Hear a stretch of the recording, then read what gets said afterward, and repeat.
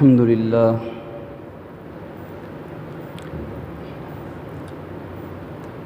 الحمد لله الذي غرس لنا شجرة طيبة أصلها ثابت وفرعها في السماء.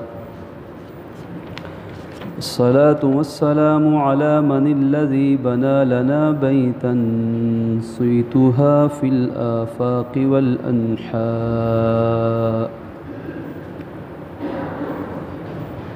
أما بعد فأعوذ بالله من الشيطان الرجيم. بسم الله الرحمن الرحيم. والذين يؤذون رسول الله لهم عذاب أليم. وقال النبي صلى الله تعالى عليه وعلى آله وصحبه وسلم: لا يؤمن أحدكم حتى أكون أحب إليه من والده وولده والناس أجمعين، أو كما قال عليه الصلاة والسلام: صدق الله العظيم وصدق رسوله النبي الكريم، ونحن على ذلك من الشاهدين والشاكرين، والحمد لله رب العالمين. يا رب صل وسلم دائما أبدا على حبيبك خير الخلق كلهم. اللهم صل على سيدنا محمد وعلى آل سيدنا محمد وأصحاب سيدنا محمد وبارك وسلم عليه في أول كلامنا وأوسط كلامنا وآخر كلامنا. بزرگان ملت، برادران اسلام، میرے عزیز دوستوں، بزرگوں اور بھائیوں، آج 12 ربیع الاول کی تاریخ ہے۔ گزشتہ جمعۃ المبارک کی نشست میں آپ کی خدمت میں رسول کائنات، سرور موجودات، سرور کائنات سیدنا حضرت محمد رسول اللہ، سب کہہ دیجیے صلی اللہ علیہ وآلہ وصحبہ وسلم کی اطاعت پوری امت پر لازم ہے، اور اس بارے میں اللہ رب العالمین نے قرآن پاک میں کیا کیا احکامات دیے اطاعت نبوی کے بارے میں، اس سلسلے میں آپ کی خدمت میں چند اہم آیات کا خلاصہ پیش کیا گیا تھا۔ دعا گو ہوں اللہ عز و جل اپنی رحمت سے ہمیں صحیح معنی میں اپنے اور اپنے حبیب صلی اللہ علیہ وسلم کی اطاعت نصیب فرما دیں۔ بلا شبہ کائنات میں ایسی ہستی نہ پہلے کبھی آئی، نہ اس کے بعد کبھی آئی، نہ قیامت تک کبھی آ سکتی ہے کہ جس ہستی کو انسان کے علاوہ دیگر مخلوقات نے بھی محبت سے چاہا، محبت سے مانا۔ دیگر مخلوقات میں فرشتے بھی شامل ہیں، جنات بھی شامل ہیں، چرند پرند بھی شامل ہیں، وحشی درندے حیوانات بھی شامل ہیں، جمادات اور نباتات بھی شامل ہیں۔ جمادات پتھر مثلا، نباتات درخت، کائنات کے ذرے ذرے نے جن سے محبت کی ہے، جن کو چاہا ہے، جن کو مانا ہے۔ اگر اس موضوع پر جائیں تو لمبی بحث ہے۔ صرف حضرت آدم اور ان کی اولاد نے ان سے پہلے اور ان کے بعد کسی کو نہ اتنا مانا ہے نہ اتنا چاہا ہے۔ صدیاں گزر گئیں، آج بھی 2-2.5-3 ارب جتنے دنیا میں مسلمان ہیں، بچے بچے کا دل حضور کی محبت کے ساتھ الحمدللہ دھڑکتا ہے۔ الحمدللہ، اس پر آج امت مسلمہ جتنا فخر کرے اور فخر سے بڑھ کر جتنا شکر کرے وہ کم ہے، کہ جیسے بھی ہیں اعمال کی کمزوری ہے، اعمال میں کوتاہی ہے، جو محبت کا حق تھا نہیں ادا ہو سکا، جو اطاعت کا حکم تھا ابھی تک نہیں بجا لا سکے،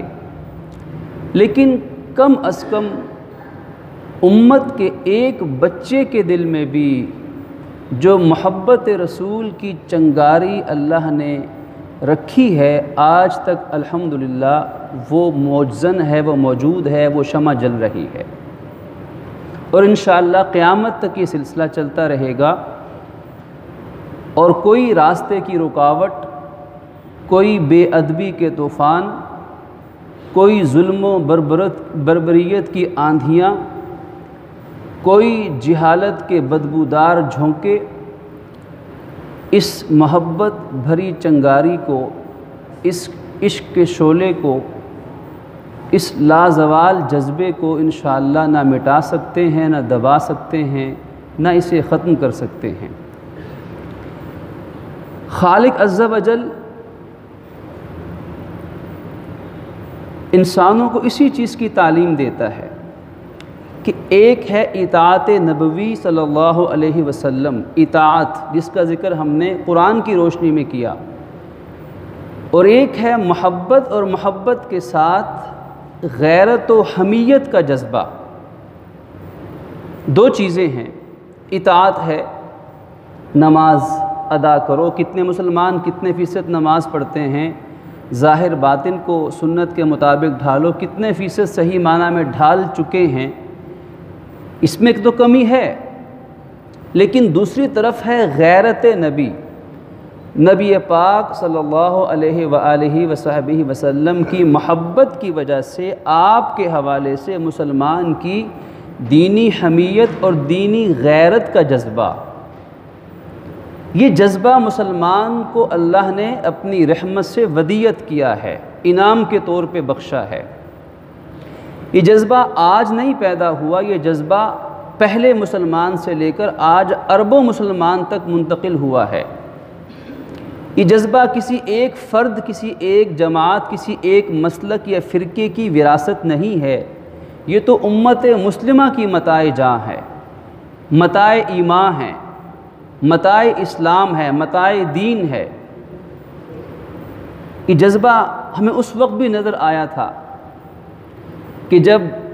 سیدنا حضرت عثمان غنی رضی اللہ عنہ حضور کا پیغام لے کر بطور سفیر کے مکہ مکرمہ گئے تھے، اور آپ کو نظر بند کر دیا گیا تھا، تو کسی کے ذہن میں آیا تھا کہ عثمان تو مکے چلے گئے ہیں، مزے کر رہے ہوں گے، طواف کر رہے ہوں گے، عمرے کر رہے ہوں گے، لیکن نبوت کی زبان سے جو مفہوم نکلا تھا وہ یہ ہے کہ عثمان کبھی میرے بغیر حج و عمرہ نہیں کر سکتا ہے۔ اب اطاعت، عمرہ اطاعت میں تھا، عمرہ اطاعت تھا، طواف اطاعت تھا، لیکن اطاعت سے اوپر کی چیز غیرت ہے۔ آپ کی غیرت اور حمیت نے یہ گوارا نہ کیا کہ یہ بدمعاش اور ظالم اور دشمن مشرکین مکہ میرے نبی کو تو مکہ آنے عمرہ کرنے کی اجازت نہ دیں اور میں اکیلا یہاں عمرہ کر لوں، یہ حضرت عثمان کی غیرت کے خلاف تھا۔ اللہ کو دونوں میں سے کون سی چیز زیادہ پسند ہے؟ یقیناً اطاعت تو اللہ نے قرآن میں کہا سینکڑوں بار، اطاعت کا تو حکم ہے، اطاعت پر ہی نجات ہے،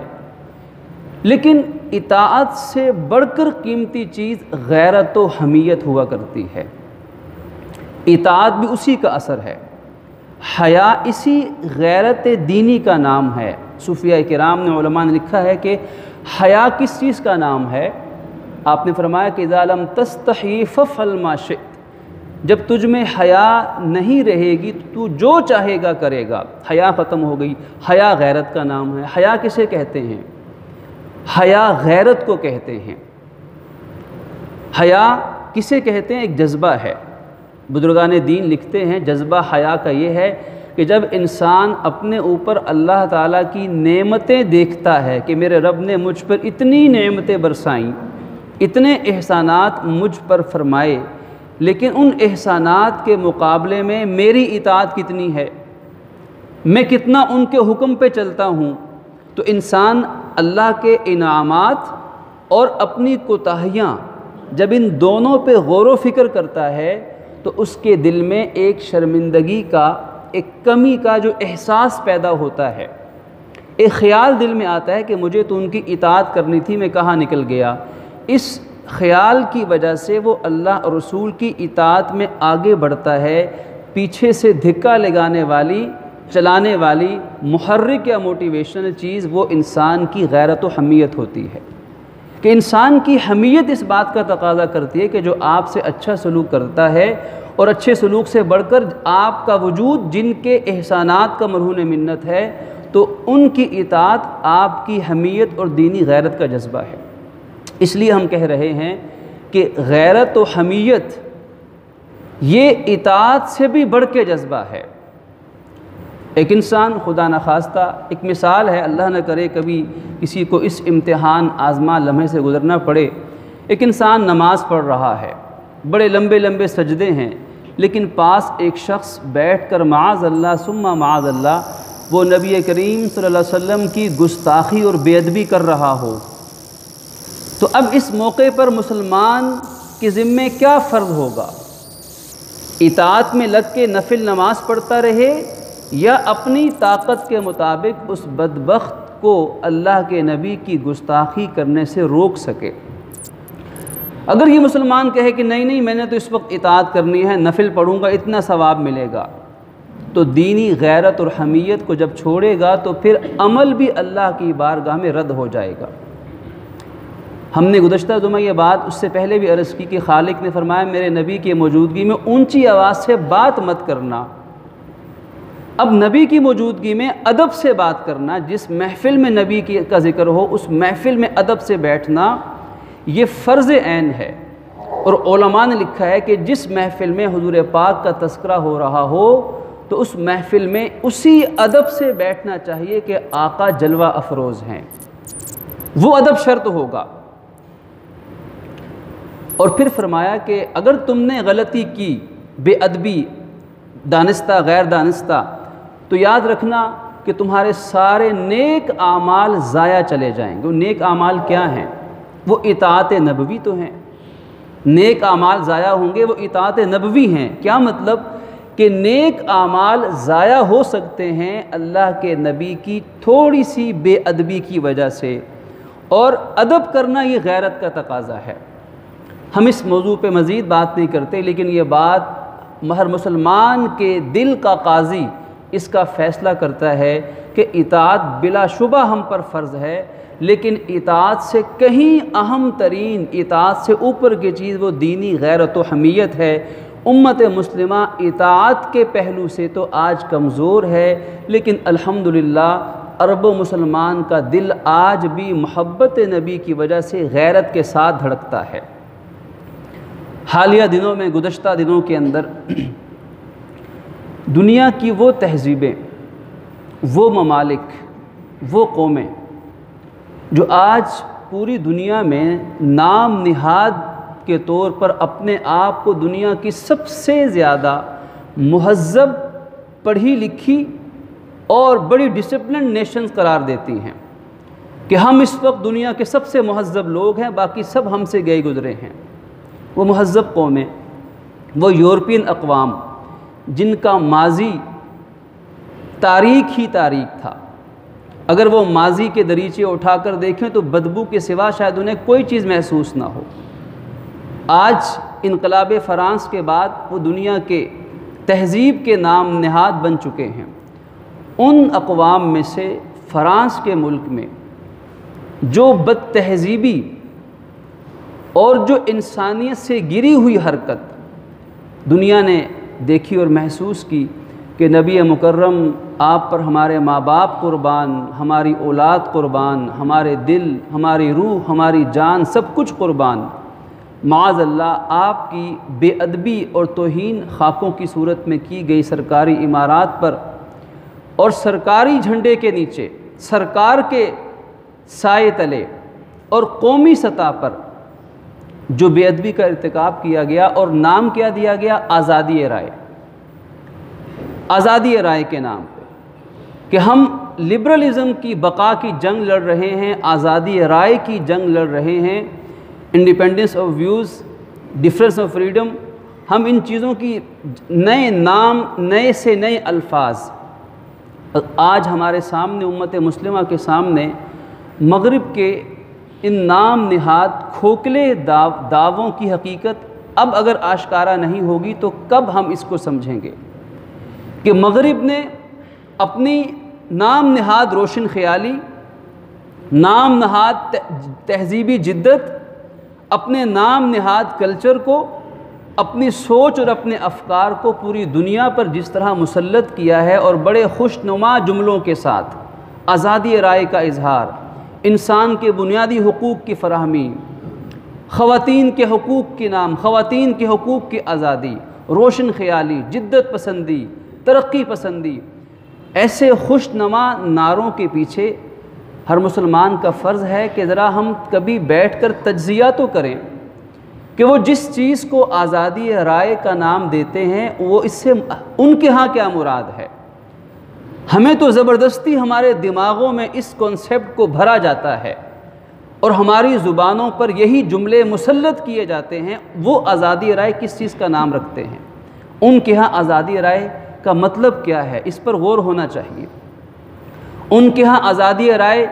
کے معنی وہ نہیں جو عام مسلمان، وہ آزادی جو ہمارے دین نے کسی کو بخشی ہے، وہ آزادی رائے کے معنی وہ نہیں لیتے ہیں۔ ان کی آزادی رائے غیر منصفانہ ہے، ان کی آزادی رائے کا کنسپٹ غیر عادلانہ ہے، بلکہ ہم کہیں کہ وہ ظالمانہ ہے، اور ایسی عیاری دغا بازی کے ساتھ آزادی رائے ان کے ہاں شاید صرف اسی چیز کا نام رہ گیا ہے کہ دنیا میں آزادی رائے اگر کسی کو حاصل ہے تو وہ کوئی دشمن اسلام ہی ہو سکتا ہے۔ کسی مسلمان کو آزادی رائے حاصل نہیں ہوگی، مسلمان کو اپنے دین پر، اپنے عقائد پر، اپنی تہذیب محمدی پر عمل کرنے کی آزادی رائے نہیں ہوگی۔ ہاں وہ اپنی حیا اور انسانیت سے عاری تہذیب پر عمل کریں گے تو ان کو آزادی رائے حاصل ہوگی۔ فرانس میں آج بھی اگر کوئی مسلمان خاتون پردہ کرے، اپنی حیا کی پاسبانی کرے تو اس پر تو قدغن ہے، اس کے خلاف تو قانون موجود ہے، لیکن کوئی عیسائی راہبہ اپنی رہبانیت کے مطابق اگر اپنے لباس کو پہنے تو وہ قانون اور وہ قوم اسے برا نہیں سمجھتے۔ مطلب مسلمان کو کوئی آزادی رائے اپنے حوالے سے نہیں، ہاں غیر مسلم کو آزادی رائے حاصل ہے۔ اگر وہ واقعی آزادی رائے کے علمبردار ہیں تو پھر ہمارا سوال یہ ہے کہ ترکی کے صدر نے جب یہ کہا کہ فرانس کے صدر کو اپنے دماغی علاج کی ضرورت ہے تو فرانس نے اپنے سفیر ترکی سے واپس کیوں بلا لیے؟ کیا بحیثیت ترکی کے صدر ہونے کے کیا ان کو یہ حق حاصل نہیں تھا کہ جو رائے وہ ٹھیک سمجھتے ہیں اس کا اظہار کریں؟ تو اس کا مطلب یہ ہوا کہ ان کے نزدیک تو آزادی رائے گلی میں چلتے ہوئے جانور کو بھی حاصل ہے اگر وہ ان کے ماتحت ہے، اور یہ آزادی رائے اگر کسی بڑے مسلم ملک کا صدر بھی ہے تو اسے بھی اس کی اجازت حاصل نہیں ہے۔ آج دنیا میں ہولوکاسٹ کے نام سے جو ڈرامہ پوری دنیا کو رچایا گیا، سمجھایا گیا، جس کے خلاف ان کے نظریے کے مطابق، یہودیت کے مطابق اگر بات نہ کی جائے تو دنیا کے ممالک میں قوانین موجود ہیں کہ ایسے شخص کو زنداں میں پھینک دیا جائے، قوانین موجود ہیں کہ وہ قابل گردن زدنی ہے، قوانین موجود ہیں کہ جو ہولوکاسٹ کے نظریے کے خلاف کوئی بات کرے تو اسے سزا دی جائے گی۔ کیا وہاں آزادی رائے متاثر نہیں ہوتی؟ پوری دنیا میں قانون موجود ہے کہ اگر کوئی شخص، کوئی اسٹیٹ، کوئی حکومت موجود ہے اور اس حکومت کے خلاف کوئی زبان سے احتجاج کرے یہ تو قابل قبول ہے، لیکن اگر کوئی ہتھیار اٹھا لے اور لاٹھی اٹھا کر حکومت پر برسائے تو پورے دنیا کے قوانین جانتے ہیں کہ ایسے باغی کو کچلنے کے لیے حکومتی ادارے جو چاہے کریں، پوری دنیا کے ملک اسے تسلیم کرتے ہیں۔ تو پھر آزادی رائے ہونی چاہیے ہر ایک کو کہ جو جی میں آئے وہ کرتا چلا جائے۔ اقوام متحدہ نیشنل نیشنز انسانی حقوق کے نام پر، انسانی حقوق کے چارٹر کے طور پر جو انہوں نے انسانی حقوق مرتب کیے، وہ درست ہیں یا غلط یہ الگ بحث ہے، لیکن جو انسانی حقوق انہوں نے مقرر کیے، اپنے پاس ریکارڈ میں قانون بنا کے رکھے، ان انسانی حقوق کو ان قوموں نے، ان دشمنان اسلام نے پوری دنیا پر مسلط کرنے کے لیے کیا کچھ نہیں کیا۔ آج عراق کے کھنڈرات ہمارے سامنے ہیں، آج افغانستان کے کھنڈرات ہمارے سامنے ہیں، اور بنیاد کیا ہے کہ ان ملکوں میں انسانی حقوق کی خلاف ورزی ہو رہی ہے۔ تو انسانی حقوق کا نعرہ لگا کر آپ ملکوں کے ملک تباہ کر دیں، آپ نسلوں کی نسلوں کو اپاہج بنا دیں، آپ ہیروشیما ناگاساکی کے اوپر بم برسا کے ان کی نسلوں تک کو اپاہج کر دیں، تو آپ کو اس کا حق حاصل ہے۔ لیکن کوئی مسلمان فلسطینی مجبور بچہ غلیل پتھر لکڑی اٹھا کر اگر آپ کے ظالم جابر پنجوں کی طرف اگر وہ اچھال بھی دیتا ہے، کوئی پتھر کسی ٹینک کے پاس جا کے گرتا ہے، تو اس بچے کو اتنی بھی آزادی رائے حاصل نہیں ہے۔ وہ اگر روئے بلبلائے، آپ ڈرونز حملے کریں اور بے گناہ معصوم دودھ پیتے بچے، ان کے جسموں کے ٹکڑے، ان کے خون کے لوتھڑے ہواؤں میں اڑ جائیں اور ماں بین کرے اور ماں روئے اور بچے روئیں، وہ بلبلائیں، تو آپ ان کے رونے کو بھی دہشت گردی کا لیبل لگا دیں۔ اس سے بڑا کائنات کا دھوکہ کون سا ہوگا؟ آج کے مسلمان کو سمجھنا ہوگا کہ وہ کس آزادی رائے کا نام لیتے ہیں۔ ان کے نزدیک آزادی رائے کے ان خوشنما نعروں کے پیچھے کون سی بدبودار ذہنیت ہے؟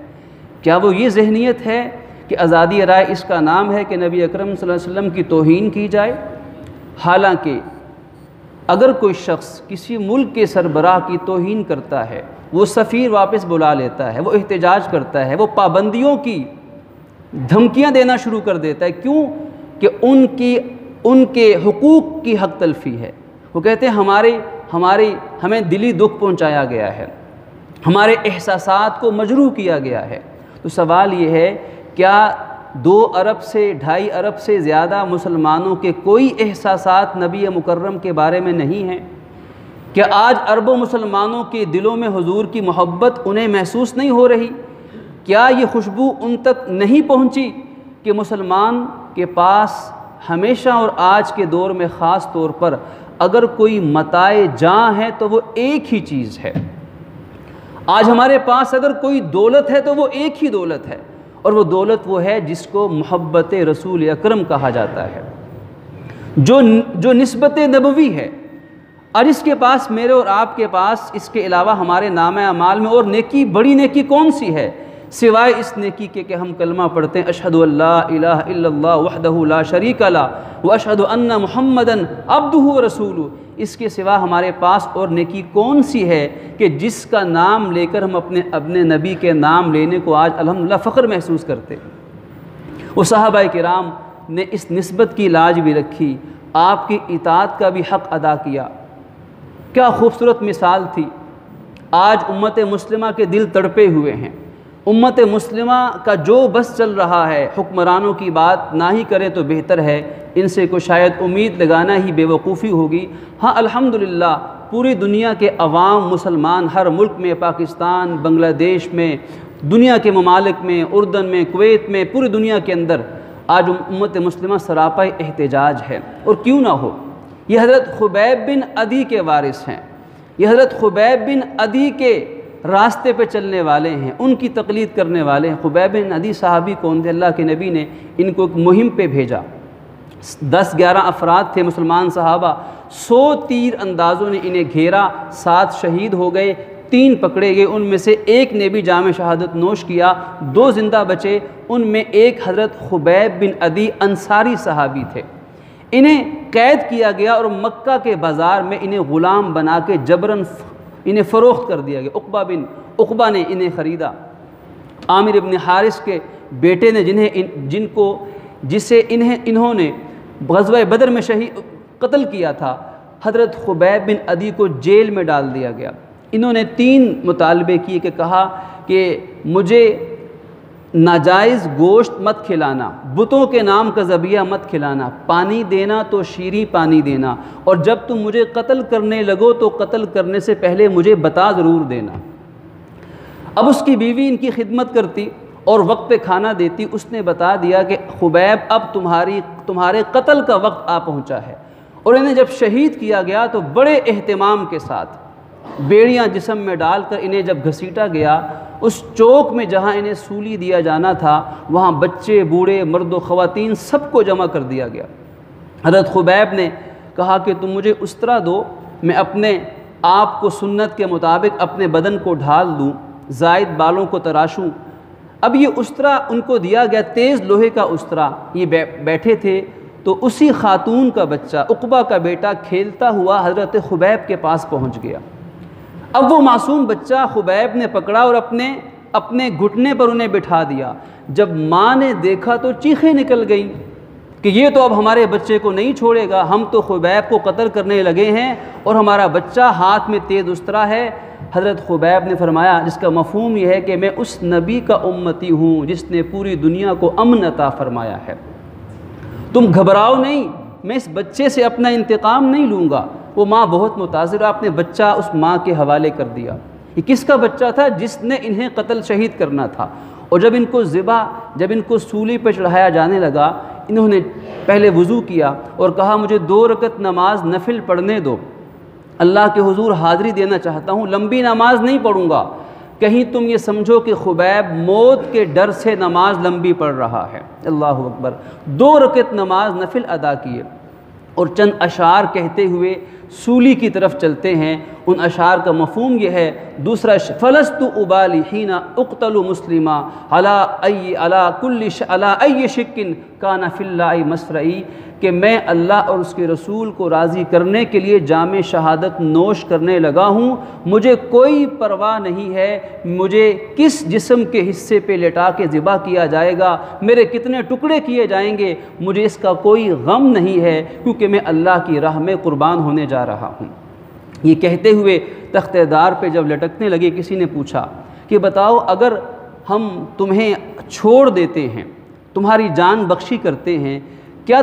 اگر تمہاری جگہ پر تمہارے رسول اکرم صلی اللہ علیہ وسلم کو اگر لا کے کھڑا کر دیا جائے، کیا تم اس کو پسند کرتے ہو کہ تمہیں تو چھوڑ دیا جائے اور ان کو تکلیف دے دی جائے؟ آپ نے فرمایا واللہ لا واللہ العظیم، اللہ اس عظمت والے کی قسم ہے، مجھے تو اتنا بھی گوارا نہیں ہے کہ میری جان بخشی جائے اور میرے آقا کے پاؤں میں کانٹا بھی چبھ جائے، مجھے یہ بھی گوارا نہیں ہے۔ آج امت مسلمہ سب کچھ گوارا کر سکتی ہے، امت مسلمہ پریشان حال ہونے کے باوجود، ظاہری غلبے کے باوجود سب کچھ برداشت کر سکتی ہے، لیکن یہ امت مسلمہ خبیب بن عدی جیسے صحابی رسول کی نام لیوا ہے، اور جب انہیں شہید کیا گیا، شہادت سے پہلے انہوں نے دعا مانگی، یا اللہ یہ جتنے کفار ہیں ان کو گن لیجئے، ان میں سے گن کر چن کر انہیں قتل کیجئے، ان میں سے ایک کو بھی نہ چھوڑیے۔ تاریخ لکھتی ہے کہ 1 سال کے اندر وہ تمام ظالمین کو اللہ نے عبرت کا انجام سکھا دیا۔ اور پھر جب حضور کو اطلاع ملی وحی کے ذریعے سے، آپ نے کہا کہ خبیب اللہ نے تیری قربانی قبول کی، اللہ تجھے بڑا انعام دے۔ ان کی ڈیڈ باڈی کو، میت کو لانے کے لیے ایک صحابی کو بھیجا، وہ رات کے اندھیرے میں پہنچے، اب ان کی لاش مبارک لٹکی ہوئی تھی درخت کے ساتھ، سولی کی حالت میں، پھندے کی حالت میں۔ فرماتے میں نے ڈرتے ہوئے رسی کو کاٹا اور خبیب کا بدن جب زمین پر گرا تو میں حیران رہ گیا کہ زمین پر گرتے ہی وہ بدن اللہ نے فرشتوں کے ذریعے سے آسمانوں پہ اٹھوا دیا، کہ زمین نگل گئی، یہ آسمان میں اڑ گئے۔ خالق عز و جل نے کیا انعام عطا فرمایا کہ انسانوں کو بھی ان کے بدن تک ہاتھ لگانے کی فرصت نہ دی، اللہ نے فرشتوں کے ذریعے سے ہی اس صحابی رسول کو عظمت کا جام، محبت کا جام پلا دیا۔ یہ امت حضرت خبیب کی نام لیوا ہے۔ آج ہمیں کیا کرنا چاہیے؟ بحیثیت مسلمان ہم پر کیا ذمہ داری ہے؟ سب سے پہلے اللہ کے نبی کی محبت کو، اللہ تعالیٰ کی محبت کے بعد سب سے زیادہ اپنے دلوں میں، اپنی نسلوں کے دلوں میں ہمیں پیدا کرنا ہوگا۔ یہ محبت اپنے معاشرے میں عام کرنی ہوگی، اس محبت کا جذبہ ہمیں معاشرے میں ظاہر کرنا ہوگا اور غیر مسلموں تک دنیا کی تمام اقوام کو ہمیں باور کروانا ہوگا کہ کائنات میں اللہ کے بعد اگر اربوں مسلمانوں کو کسی سے محبت ہے تو وہ اللہ کے نبی کی ذات اقدس سے بڑھ کے کوئی محبوب ہمارا نہیں ہے۔ یہ محبت کا جذبہ، اور پھر اس کے بعد دوسرا جذبہ اطاعت کا، کہ اطاعت نبوی وہ مستقل جواب ہے۔ ہم منع نہیں کرتے بائیکاٹ بھی کیا جائے، آج کی زبان میں آج کی جنگیں شاید معاشی طور پر زیادہ لڑی جاتی ہیں، جو جس طریقے سے پرامن طریقے سے بائیکاٹ کا سلسلہ، فرض تو یہ تھا کہ یہ اسلامی حکومتوں کا کام تھا، وہ کرتی تو مؤثر بھی صحیح معنی میں ہوتا، لیکن نہ صحیح جو ہم سے ہو سکے ان غیر مسلموں کی فرانسیسی جتنی مصنوعات ہیں ان کا بائیکاٹ کرنا ہمارے ایمان کا تقاضا ہے۔ یہ الگ بات ہے کہ مؤثر ہو یا نہ ہو، لیکن ہم اس وقت اور کیا کر سکتے ہیں اس کے علاوہ؟ یہ ایک عارضی اور کم سے کم رد عمل ہے،